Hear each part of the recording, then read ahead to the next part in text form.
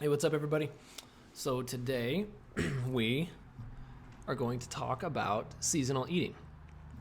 I'm not going to make it super long, but it's getting springtime, right? It's starting to the weather's starting to change. It's starting to warm up. So I want to talk specifically about um, what's going on in your body as the seasons change. What's going on in the planet while the seasons change? How those things are related, and then how you can start to use food as a tool to help balance that out. Because what happens is when things go through changes, right? When there's a transition period, there's a disturbance, right? Things get disturbed when there's a change. Things get disturbed when there's a transition. And then we want that to be stable, right? We want to stabilize that, because when that gets stabilized, that's when we feel better again. That's when we feel calm. That's when we feel less stressed, right? It's in that transition, that stability or the instability part. That's where we don't feel good. And that's where certain physical manifestations of those things can come up. Some like physical symptoms of things that'll come up in the spring. So that's what I want to talk about. I want to talk about seasonal eating for spring and what you can start doing to bring balance back to your system the best that you can during this spring transition period, okay? So the first thing you need to understand about this is there's a deep connection between your body and the planet, okay? Your body is a piece of the planet, right? Your body is a heap of food. The reason your body is the way it is because of the food that you've eaten, right?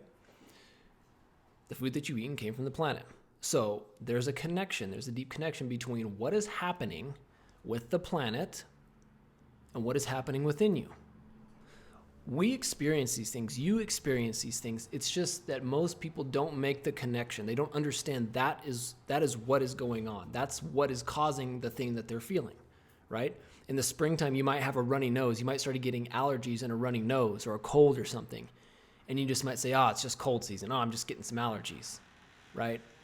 But you don't understand that maybe that there's a connection between the transition that is happening in the planet during springtime and the transition that is happening in your body during that same time, and that's what's causing that. And then you can actually use food and use different things to bring balance back to that again, so that it's not as extreme, right? Because when the transitions happen, when these transition periods happen, the more extreme that transition is, right? The more extreme it is, that's kind of how the more extreme our feelings are, right? The more imbalanced our feelings get.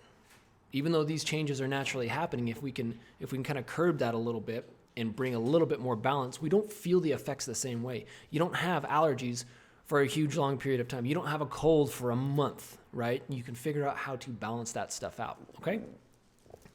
So that's what we're going to look at, right? So the connection between the body and the planet, right? Your body's a piece of the planet, okay? So there's two real extremes when we're talking about seasonal weather patterns, right? Or seasons, right? So you got your four seasons. You got your spring, summer, winter, and fall, right? Summer and winter are kind of like, they're the opposites, but they're like the extreme ends, right? You got the cold, and each season has its own set of qualities, okay? And I talk a lot about qualities in terms of food, in terms of how you're feeling, but each season has its own set of qualities, right? Winter's cold, right? Summer's hot, and there's obviously more in there, right?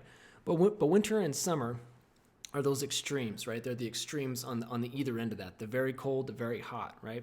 And then you have spring and you have fall that are kind of, they're their own thing, but they're sort of transition periods for the planet to going from one extreme to the other one, right? From winter going into summer, there's spring. There's a transition period happening. Changes are happening. From summer going back into winter again, there's changes happening. We're calling that fall, and things are happening to the planet, right? So each one of these different seasons has its own set of qualities, and I'm not going to go through each one. I'll do a different video on each season, okay, the seasonal eating ideas for each season at the appropriate time. So right now being at spring, I'm not going to talk about summer and fall and winter very much. Mostly going to be spring just because it's applicable to what we're doing right now. But to understand what's going on with spring, we have to understand a little bit about what is going on with winter, right? So winter's cold, right? Some of the qualities is cold. It can be very, very dry, like a some of those winter days where it's windy and it's dry and it's just bone freezing cold, right? And there might not even be any snow on the ground, nothing. It's just ice cold, dry, frozen, right? Winter can also be wet too, right? There's those days that winter can be rainy and cold and wet and snowy, right? So it's got those qualities. It's rough, it's hard. There's ice, there's snow, right? It's hard. Okay, there's these qualities of winter, right? The transition period that happens as the planet moves from winter into spring and then into summer, fundamentally what's happening is that the temperature is rising, right? Things are starting to warm up. So what happens when frozen ice, frozen snow, right? Cold, hard, frozen. When those qualities, okay, when they start to warm up, what happens to them? What happens to ice when it warms up?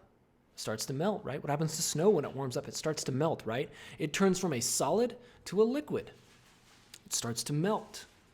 Snow starts to melt, create the rivers that are running, right? And next thing you know, there's rains, and that you got rivers rising. There's lakes. There's all this water coming that is starting to nourish and give the planet a drink, right? Give the planet a drink to start to initiate this growth of life in the springtime, right?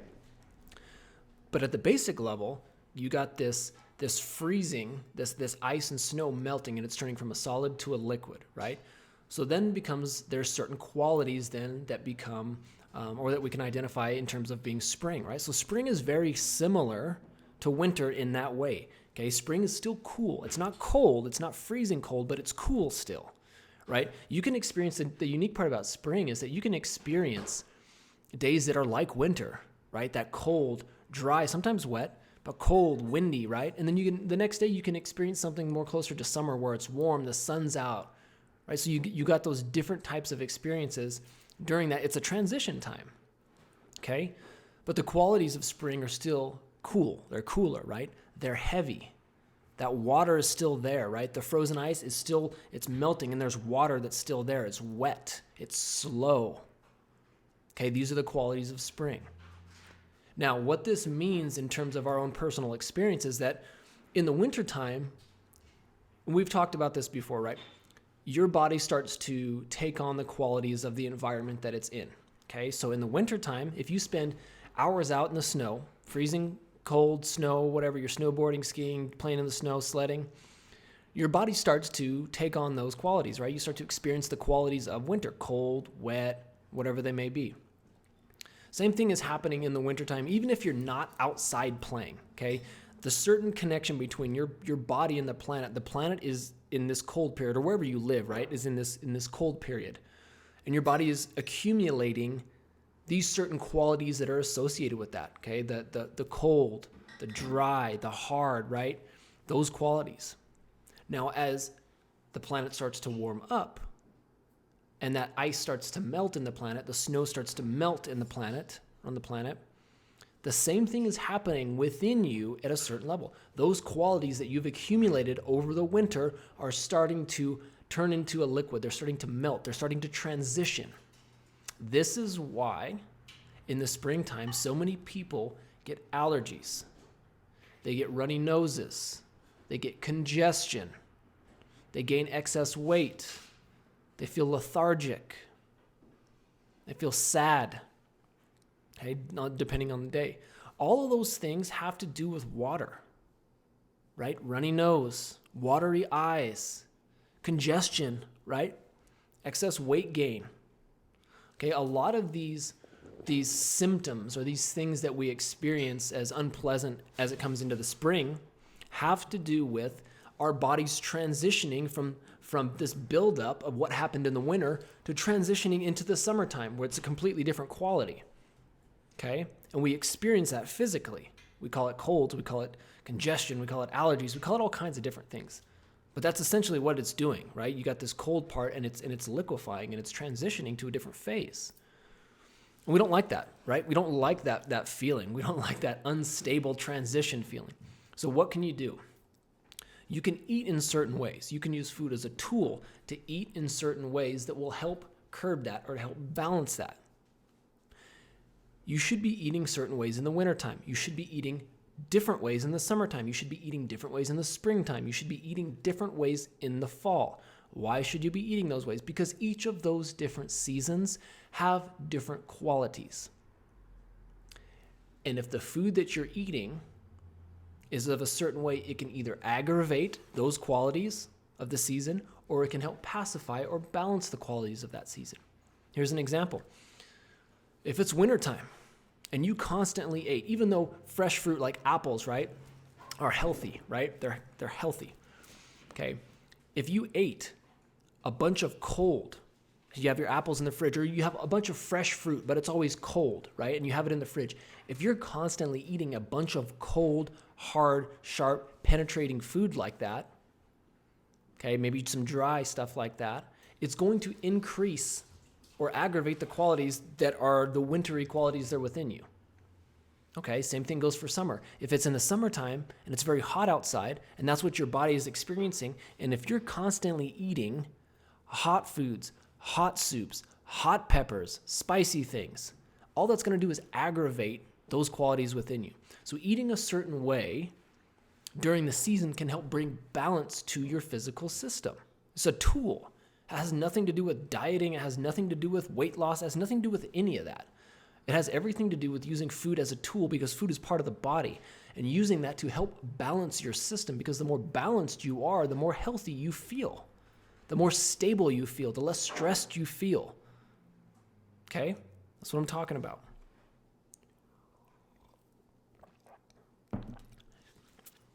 So let's look at spring.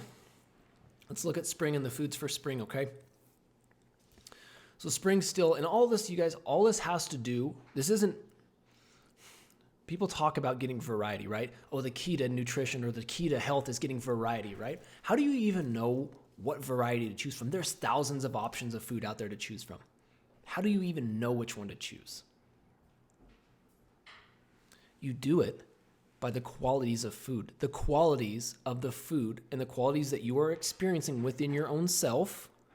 That's what directs you towards choosing certain foods, right? There's hundreds and hundreds of different types of fruit out there, right? If we want to call fruit, right? Everybody wants to call it healthy, right? It's quote healthy. Sure, it's wonderful for you, but each different type of fruit has a different impact on your system. And so this is why people can be very frustrated with healthy eating and dieting, because they can be using all of their knowledge and their intellect to be eating something that they think is healthy, that books and that people have told them this is healthy, eat this way, but their experience of life is not. They're eating this way, but it does not feel good. Their experience of life is actually worse. You're eating healthy food, right? But your experience of life is more unpleasant. Why? Even if something is quote healthy, it can still aggravate your system depending on what your system is like. That's why it's so important to have this awareness and to pay attention of what you're feeling, okay? And use food as a tool for that. So again, let's look at spring, right? So spring has these qualities of cool, heavy, wet, right? What we want to do is we want to look at foods that are not going to aggravate those qualities, right? Like increases like foods that are cold, wet, they are going to aggravate those qualities. They're going to increase the chances that you're going to have congestion, that you're going to have a running nose, that you might get a cold. They're going to increase those chances. So what do we want to do? We want to have the opposites. We want to eat things that are opposite of those qualities to help pacify. What does that mean? That means eating things that are warming, light, and dry. Warming, light, and dry, okay? Foods that have those kinds of qualities will help bring down that cold, wet, slow quality of spring, okay? Help balance that. Now, this doesn't mean you have to completely shift your diet and only eat these things. No, this is about paying attention to how you're feeling each and every day. Because remember, spring, on a certain day in spring, it can feel like winter, and you're going to want to eat some more warm qualities, right? Some warm, some spicy, those kind of light qualities of food. On another day, it might be super hot outside.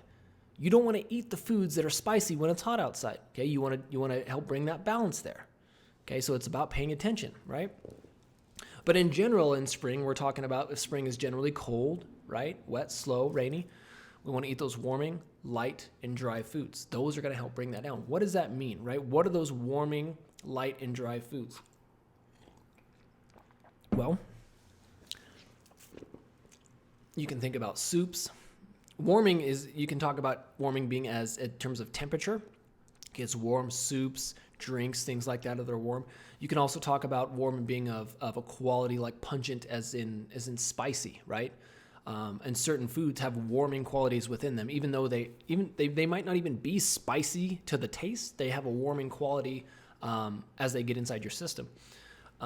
But foods like some spicy foods, right? So ginger, okay, black pepper, cayenne, a little bit of spice.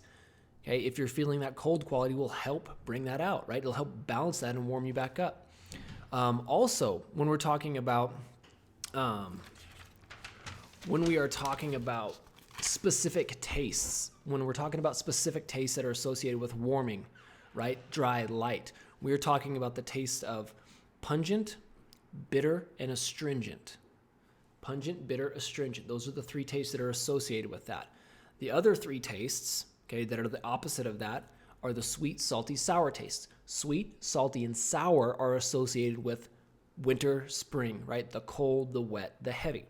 So in spring, if you eat a lot of food that is salty, sweet, and sour, it will increase your chances that you are going to experience more of those extremes, right? You're going to experience the runny nose. You're going to experience these different things, these congestion. You might experience those things because it increases or it aggravates those qualities that are naturally happening in nature, okay? Sweet or bitter, pungent, and astringent, those tastes will help balance that. Does that mean that you only eat bitter, pungent, and astringent? Of course not. No, still eat sweet, salty, sour. You want to have all six of those tastes, but you want to shift. So instead of eating a whole bunch of sweet, salty, sour, you want to shift that to eating more bitter, pungent, and astringent. What does that look like in terms of food? Again, ginger, black pepper, cayenne pepper. Okay, some spice helps with that. When we look around in nature, right, we look at what are the first foods or the first plants to start to grow in early spring. They're the bitter, the pungent things. They're the kale. They're the dandelion greens, the spinach, those cool weather leafy greens, okay?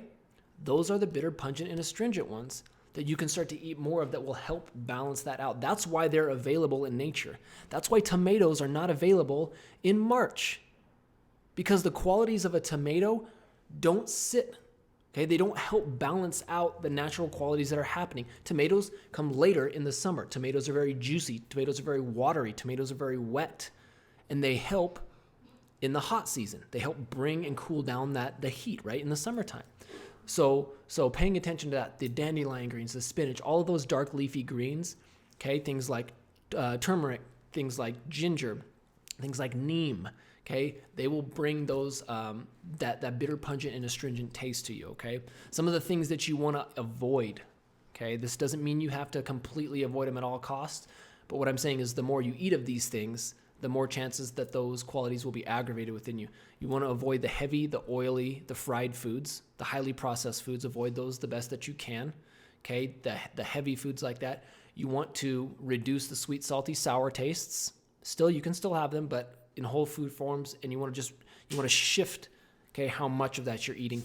You want to also avoid dairy and cold drinks, ice cream, dairy, like cold milk, cold drinks all the time, because just like we said, spring has cold qualities, and the more cold things that you drink, the more they are going to aggravate that, okay? So we just look at that. You just look at that and start to have a little bit more of the warming things, okay? Bitter, pungent, astringent. Some specific examples, again, are the leafy greens. Also legumes like beans, pinto beans, garbanzo beans, chickpeas, okay? Those are all awesome. Those are all astringent, and they're great, right? And they have some other qualities as well. Lentils, radishes, okay? A little bit of spice in there, some radishes. Radishes grow good in the early spring. Also, another tip here that you can do is in the morning, okay, you can have, on an empty stomach, you can have warm water, not boiling water, warm water with a little bit of honey, right? Teaspoon of honey in there, up to a tablespoon of honey. Honey is warming in the system, okay? And that mixing that together and having that as a drink will help warm the system up. So those are some of those things, right? So those are some of the different foods that can help you with that.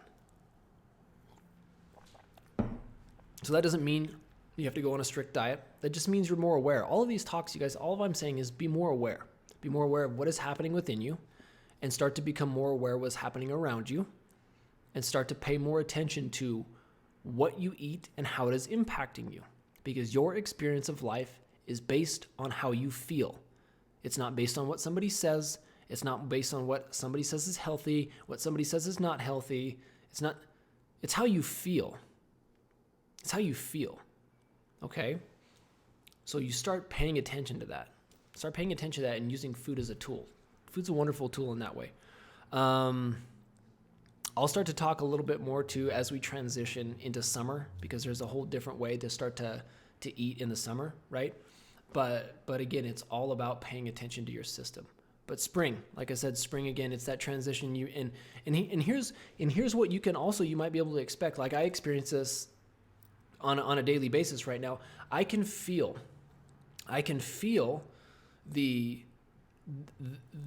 cold qualities melting and turning into liquid qualities, right? I started like in the last week having a little bit, when I get up in the morning, a little bit more congestion in the back of my throat, right? A little bit more of a runny nose. As soon as like after I get up in the morning, because it kind of accumulates there as you sleep, right? Then as you get up and you eat a certain way and you do some certain things, then it's gone, right? And it's gone all day. But you can start to feel that, and you start to notice those qualities are happening within you, and those frozen qualities, those cold qualities, those wintry qualities are starting to melt away and turn into these liquidy qualities, and eventually to turn into summer. But hopefully that helps, okay? That's about all I have for you. Just start to shift that. Just start to shift that a little bit. Just see what happens within you. Pay attention to what you experience on a day-to-day basis, right? Because spring is such a time when you can have the extremes. You can have cold, you can have hot, you can have in between, you can have rain, you can have, windy, you can have all these extremes. So it's not, hey, here's one way to eat. It's look at the qualities that are happening around you. Look at the qualities that are happening within you. How can you use food as a way to help balance that out? Okay, that's what we're talking about. If you guys have any questions, let me know. You can check out the website, www.charyarising.com. I'll put a link in there. I have some free ebooks about taste, mastering your taste, and some beginning guides to healthy eaters, right? So I have a couple free ebooks you guys can grab if you want. But it's all in there. I'll put a link so you guys can check that out if you're interested in more about taste, and if you're interested more about this seasonal eating, if you're interested in more about how to understand what is going on in your system, individually in your system, and how to use food as a tool to help bring the most balance and health into your individual system. You can check that stuff out. Thank you guys very much. Have a wonderful day. Have a wonderful weekend.